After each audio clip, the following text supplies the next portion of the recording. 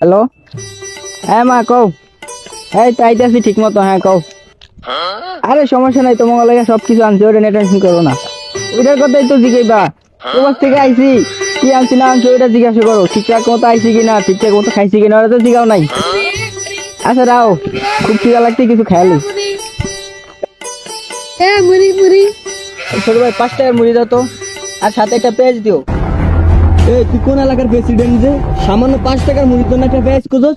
পেঁয়াজ সাথে মুড়ির সাথে সম্পর্ক কি? তা তুই জানিস না যে দেশে পেঁয়াজের সংকট? এই নাম্বারে ফোন লাগাতো, ওই আর ধর।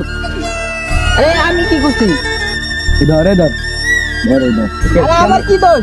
আরে তোমার দোষ আছে তো। ও নাম্বার সাহেব, কি হয়েছে তো গো? কিসে এত ডাকাডাকি? রাতে ঘুম যাইতে না তখন নাম্বার নিয়ে, আর দিনের বেলা ঘুম যাইতে যাস না তোরা?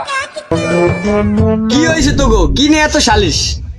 সামান্য 5 টাকার মুড়ির সাথে পেঁয়াজ দিস। ওই সামান্য 5 টাকার মুড়ির জন্য একটা পেঁয়াজ চাই, দে ওর পেঁয়াজ আর পিছন দিয়ে ভরে দে। না না বুঝলাম, পেঁয়াজের পিছন দিয়ে ভরে দেওয়া যাবে না, কারণ পেঁয়াজের অনেক দাম। এটা মনে দিলে আমার পিছন দিয়ে দেন, এটা আমি বাইকুলা ধুয়ে তরকারিতে দিব। এই বিষয়টা নিয়ে আমার সালিসের কাছে কেন? আমি তো সামান্য একটা পেঁয়াজই চাইছিলাম। সামান্য পেঁয়াজ মানে? কার তুই জানোস না যে বাংলাদেশে পেঁয়াজের সংকট? বাংলাদেশে হাতে গোনা মাত্র কয়েকজন মানুষ আছে শুধু পেঁয়াজ খায়। আমার জায়গা সম্পদ সব বেচছে, আমি শুধু একটা পেঁয়াজের খোসা কিনতারছি। পরের বার তরকারি তো সুয়েন দেখা এভাবে চলতেছে বাংলাদেশের মানুষগুলা। পেঁয়াজ ছাড়া মানুষের জীবন।